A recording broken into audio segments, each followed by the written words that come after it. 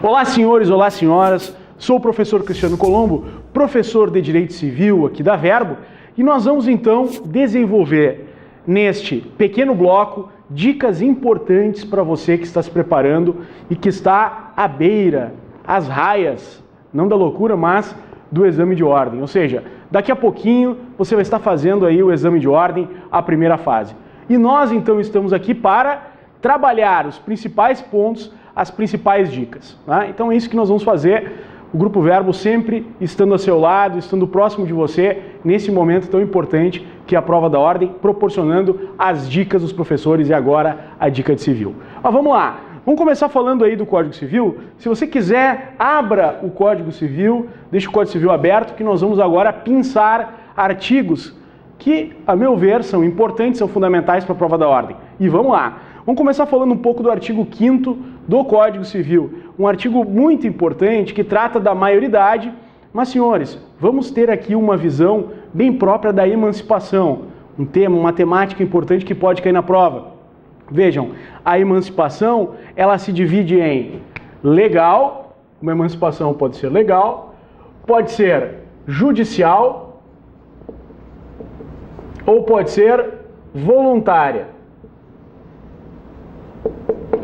Lembre, a emancipação é legal quando a causa apontada na lei faz com que haja emancipação. A respeito disso, o casamento, e vejam, não a união estável, mas o casamento, esta é uma hipótese de emancipação legal. Além disso, o exercício de emprego público efetivo. O exercício de emprego público efetivo. Cuidado, não estamos falando aqui em passar em concurso público, mas o exercício de emprego público efetivo. Isto também é uma hipótese de emancipação legal. Além disso, senhores, no nosso esquema está a emancipação judicial, ou seja, quando há a necessidade, né, de uma declaração, de uma sentença para que haja o reconhecimento aqui, né, da situação de emancipação. E lembrem que aqui nós podemos referir para os senhores, né, a emancipação judicial que ocorre com aquela pessoa que já tem 16 anos, que desenvolve uma atividade, seja no âmbito de um contrato de trabalho ou uma atividade privada, livre, ou seja, com estabelecimento, né, e tem a economia própria. Então ele tem como requisitos economia própria, ou seja, sustentar-se, né, pagar as suas contas. Também lembre, 16 anos, isso aqui é fundamental, e ele vai a juízo demonstrar isso. Isso é uma hipótese de emancipação judicial. Além disso, senhores, temos a emancipação voluntária. Lembrem aqui do caso, né, dos pais, e devem ir ambos, né, ou um, se por acaso o outro estiver morto ou ausente, né, e por escritura pública, independentemente de homologação de um magistrado, independentemente de ordem judicial, né, com 16 anos, por escritura pública, podem os pais conceder, né, a emancipação aos seus filhos. Então, atenção quanto a isso. Isto é uma hipótese de emancipação voluntária. Né? Então, vejam, emancipação, um ponto importantíssimo na nossa matéria. Agora, senhores, então você já viu ali o artigo 5º, vamos aqui no artigo 11, direitos de personalidade. Né? Muito cuidado, isso é um tema que cada vez mais vem sendo utilizado. A proteção aí ao nome, a proteção aos direitos, né? Que são então intransmissíveis, como diz o nosso próprio, irrenunciáveis, como diz o artigo 11 ali, né? E vai proteger o nome, o corpo, a intimidade, a privacidade. O que fica a dica para vocês aí é o artigo 12, que permite que alguém busque, mediante tutela inibitória e ação de reparação civil, direitos, né, para si, em se tratando aí de lesão a direito de personalidade. Mas a dica que fica é o parágrafo único, a proteção, né, da memória do morto. Então, vejam, o que pode ser feito aqui, se houver uma violação de direito de personalidade do morto, poderá aqueles que estão elencados no artigo 12, parágrafo único, aqui leia-se, né? Olha o que diz lá, cônjuge sobrevivente, um deles, né? Qualquer parente em linha reta ou colateral até o 4º grau. Poderá então se valer. Muito cuidado com o direito de personalidade. Lembrando também que já foi objeto de questionamento e exame de ordem, que o nome não pode ser utilizado com finalidade comercial sem autorização da pessoa. Isso já foi objeto de questionamento e exame de ordem. Muita atenção quanto a isso, portanto. Depois, senhores, não poderíamos deixar aqui de fazer referência, aos vícios e os defeitos do negócio jurídico. Né? Quais são eles? Uma dica muito importante. Causas aqui que ficam como anulabilidade. Olha ali, anulabilidade. O que vai entrar aqui? Olha lá. Erro, dolo, coação, lesão, estado de perigo e também fraude contra credores. Fraude contra credores. Bem rapidinho aí, foi na pressa aqui, mas é erro, dolo, coação, lesão, estado de perigo e fraude contra credores, né? Bom, lembrem, essas hipóteses todas aqui são causas de anulabilidade do negócio jurídico. Diferente, então, por exemplo, de simulação, que simulação é uma hipótese de nulidade. Nulidade. Simulação, então, fica aqui como nulidade. Olha aí, guarda isso se cair na prova da ordem, né? Olha o que nós temos que entender aqui. Lembrem aqui algumas dicas. Fraude contra credores. Fraude contra credores. Ação pauliana. Ação pauliana. Ação revocatória. Aquela que visa anular um negócio jurídico que se deu em razão, por exemplo, de uma doação fraudulenta ou mesmo uma venda, em que houve por parte do adquirente, né, o concilium fraudis, ou seja, o adquirente e aquele que vendeu, né, eles estão em concilium fraudis para fraudar, para prejudicar credores. Né? Isso se dá, evidentemente, anteriormente à propositura e citação de uma ação de cobrança. Então, vejam, este devedor, ele se torna insolvente com esta doação ou com esta venda, perfeito? E ainda não há uma ação judicial movida contra ele com citação de cobrança, né? Então ele faz isso antes. Ora, o credor, sentindo-se prejudicado, poderá ajuizar uma ação pauliana, uma ação também chamada de revocatória, com o objetivo sim de anular essa doação, anular essa compra e venda e fazer com que este patrimônio retorne ao seu acervo patrimonial e, portanto, os credores em geral se servirão deste patrimônio para buscar, né, aqui o cumprimento, aqui a satisfação de seus créditos, de suas obrigações. Além disso, lesão e estado de perigo. Estado de perigo é muito questionado por exame de ordem, né? Várias vezes já caiu. Estado de perigo, lembre aqui, questões atinentes à saúde, a necessidade de salvar-se ou salvar alguém da sua família ou mesmo aquela pessoa que é próxima, como se de sua família fosse. Lembrem também, lesão, a questão do desequilíbrio do contrato que já está desde o seu nascimento, desde o início, desde a sua gênese, ou seja, há uma quebra, há uma violação ao sinalagma genético do contrato. Desde o início do contrato já há uma disparidade, uma lesão, uma ofensa ao princípio do equilíbrio econômico e, portanto, a parte, seja ela por inexperiência, como caiu nos últimos exames, né? Uma menina, uma jovem, né, que comprou o seu primeiro carro, acabou pagando um carro usado com preço maior do que aquilo que um carro 0 km valia. Isso foi um exemplo que a ordem traz de inexperiência, né? Então, foi possível anular o negócio jurídico por inexperiência com base na lesão por violação ao equilíbrio do contrato. Um princípio muito importante nos dias de hoje, né? Vejam, vamos adiante. Também, quando se fala aqui do Instituto da Lesão, né, não há dúvida que também se fala em necessidade, mas aqui não a necessidade de salvar-se, que está aqui no estado de perigo e que exige que esta situação seja conhecida da outra parte, mas uma mera necessidade. Uma mera necessidade, então, econômica, você está no Instituto da Lesão. Lembrem também da coação.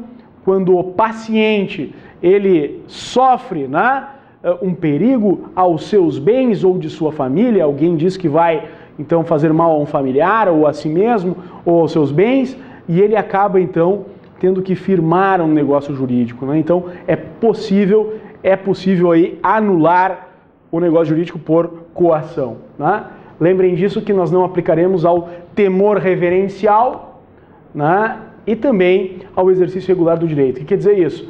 Se alguém for obrigado ou se sentir obrigado em assinar um contrato sob a ameaça de que se vai entrar com uma ação judicial, isso não é coação, pois ajuizar uma ação contra alguém não se trata, né, de algo ilícito, mas se trata de um exercício regular do direito.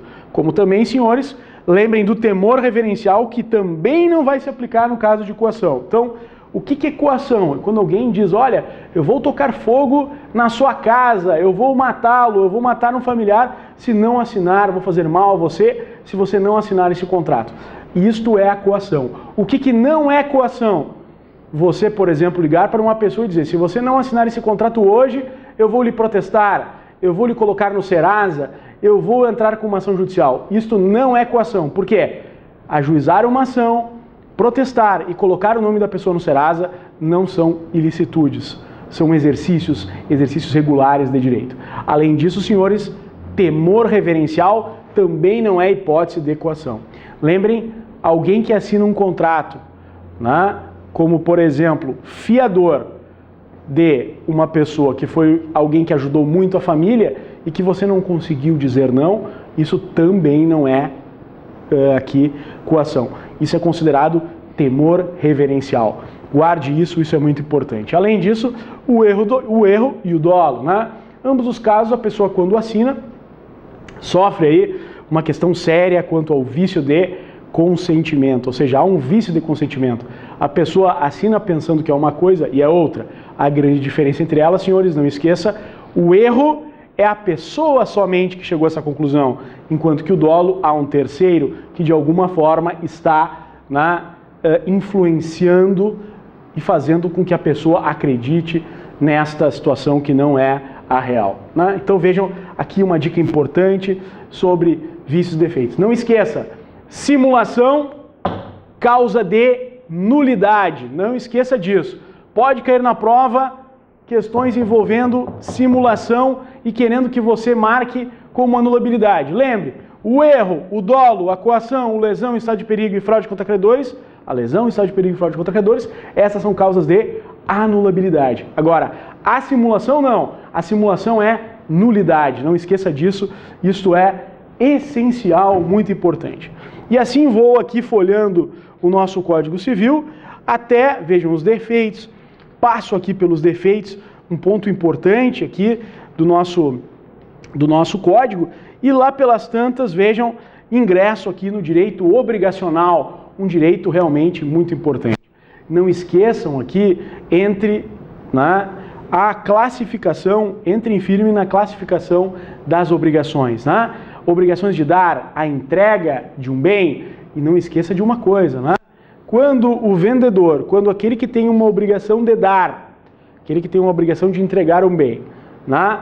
Ele não entrega em razão de um caso fortuito de uma força maior, o que vai acontecer? Se este caso fortuito, essa força maior acontecer antes da entrega, o negócio se desfaz, né? Se resolve, como diz o código. Mas, atenção, quem sofre o prejuízo é o dono.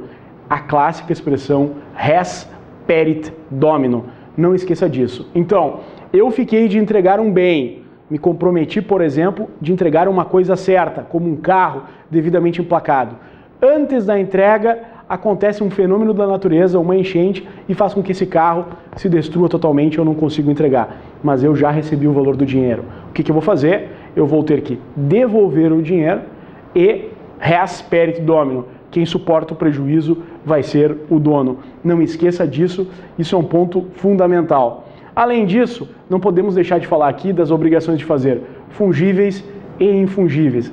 Não esqueça, a obrigação de fazer infungível, ela é personalíssima para aquela pessoa. Ela é também considerada aqui intuito personae, ou seja, só aquela pessoa pode realizar. Se aquela pessoa não realizar, o que vai acontecer?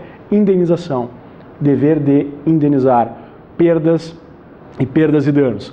Não esqueça disso, isso é fundamental. Já a obrigação fungível, ela pode sim, né, ser substituída por várias pessoas. Lembre, nesse caso, levantar um muro. Um grande número de pessoas pode levantar um muro, mas um show só aquele artista pode fazer. Obrigação de fazer infungível, a do artista. Obrigação de fazer fungível, aqueles que têm que levantar muros, ok? Obrigação de não fazer. Lembre de todas aquelas limitações. Ora, obrigação, por exemplo, de resguardo de dados que os provedores têm. Ora, eles não podem, na verdade aqui, deixar vazar. Uma obrigação de não fazer, de não comunicar, de não publicizar, né, de confidencialidade. São obrigações de não fazer. Guarde isso, que isso é importante. Outro ponto importante é a obrigação solidária. O que vai diferenciar a obrigação solidária da obrigação por cota? Lembre, na obrigação por cota, quando duas pessoas devem, o que eu entendo? Obrigação por cota. A e B devem 10 mil reais, cada um deve 5. Se a obrigação for solidária, eu posso cobrar os 10 mil reais de qualquer um deles e depois este tem direito a regresso. Guarde isso. Então, A e B são devedores solidários. Na qualidade de credor, eu posso cobrar tudo de A paga e depois busca o regresso proporcional em desfavor contra o B. Não esqueça isso, isso é fundamental na obrigação solidária. Não esqueça também, se 3 forem os devedores e um deles se tornar insolvente, essa cota do insolvente é dividida entre os demais. Então vejam, direito das obrigações. Um ponto aqui fundamental, um ponto importante da nossa matéria, né? Não poderia deixar de falar um pouquinho aqui sobre contratos, né? Em contratos, gente, sinceramente, eu não vou perder tempo, eu vou direto naquilo que vem caindo mais no exame de ordem, que são as cláusulas especiais da compra e venda. Cláusulas especiais da compra e venda. A compra e venda é um contrato importantíssimo no nosso ordenamento jurídico e ele é muito cobrado. Lembre de uma coisa, contrato de compra e venda, suas cláusulas especiais. Ora, quais são as cláusulas especiais da compra e venda? Vamos lá, vamos falar daquelas que interessam. Retrovenda. Lembre, retrovenda só aplicado a bens imóveis. Prazo máximo da retrovenda, cláusula de 3 anos. Já caiu o exame de ordem esses tempos atrás, né? Falava da Maria, falava do João, e que na verdade um imóvel foi vendido com cláusula de retrovenda, e aí teríamos que saber, né, o que deveria se fazer para obrigar aquele que se comprometeu à cláusula de retrovenda a devolver o bem. Se ele não quer, na retrovenda, como é que funciona? Eu vendo o imóvel e coloco ali uma cláusula dizendo que eu, na qualidade de vendedor, eu posso recobrar este bem, né, até o prazo de 3 anos. Isso faz com que eu tenha que devolver o mesmo valor que eu comprei, que eu, na verdade, vendi, o mesmo valor que eu vendi, se mantém o preço, certo? E aí, devolvendo o valor do preço corrigido, com benfeitorias que porventura foram feitas, né, pelo adquirente, eu tenho esse direito de retomar o bem, recobrar o bem. Atenção, senhores, muita atenção. Se a parte que adquiriu não quiser devolver o bem, ação de consignação para pagar, né, isto foi o que foi exigido pela ordem. E outra coisa, olha só, eu vendi, né, A vende para B, certo? O B pode vender para um C? Pode. Lembre, só que o C vai ter que respeitar essa cláusula de retrovenda. Por quê? Porque está na escritura pública e foi registrado. Então, eu na condição de A, vendo para B.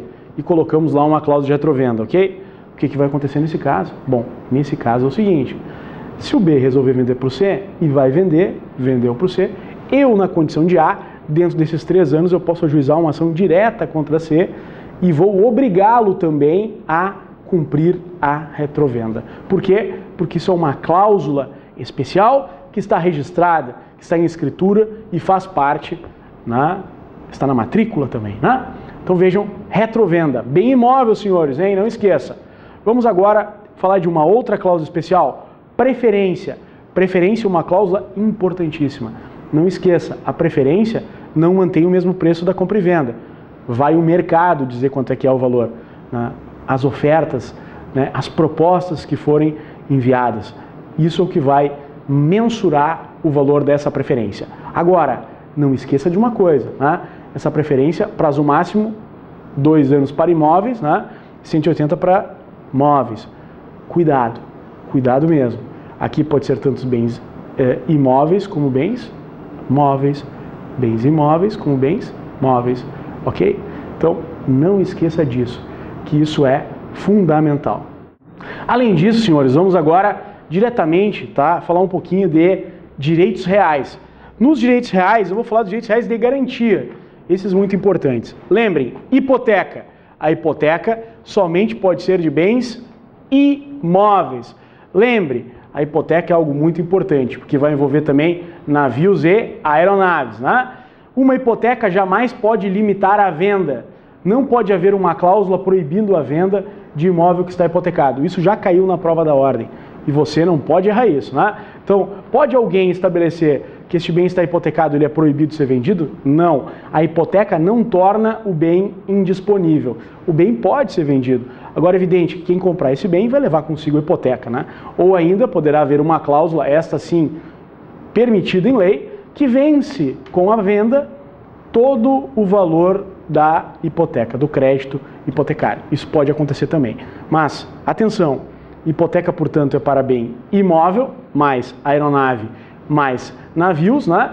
E a hipoteca não proíbe a venda. Não proíbe, não. Poderá ser vendido, sim, né? Agora, penhor, lembre, penhor, bem móvel. Penhor, bem móvel. E a grande diferença, penhor comum, você tem que fazer o quê? Você tem que levar o bem para ser avaliado, esse bem é avaliado, e lembrem da Caixa Econômica Federal que fica com o bem empenhado em sua posse. E aí você, né, retira um empréstimo e quando quitar esse empréstimo você tem esse bem dado em garantia, esse bem imóvel devolvido para você. Este é o penhor comum, que é um contrato real e que há de ser entregue, deve ser entregue o bem. Mas lembre de algo também muito importante. Quando nós tratamos de penhores especiais, não é necessário entregar o bem. Lembre, penhor de veículos, penhor de máquinas, né? Ou penhor industrial. Penhor de veículos, penhor de máquinas, penhor industrial, não há a entrega dos veículos, não há a entrega das máquinas, não. Este, né, o próprio devedor fica, né, com eles em sua posse. E por último, a anticrese, que como gosto de dizer aos meus alunos, né, a principal função da anticrese é cair no exame de ordem, né? Porque nos últimos anos ele caiu mesmo, né? O que é anticrese? Garantia, também um direito real de garantia de bem imóvel, né? Em que na verdade eu devo e por dever e não conseguir pagar, eu ofereço a posse direta de um bem para o meu credor, que utilizará este bem, retirará frutos dele e abaterá a minha dívida até sua integral quitação. Lembre de algo importante aqui, né? E isso realmente é fundamental. A anticrese está no artigo 1506 e seguintes do Código Civil. Gente, muito obrigado, sucesso na prova, essas foram minhas dicas, até mais, fiquem com Deus e vamos lá, até a segunda fase, valeu!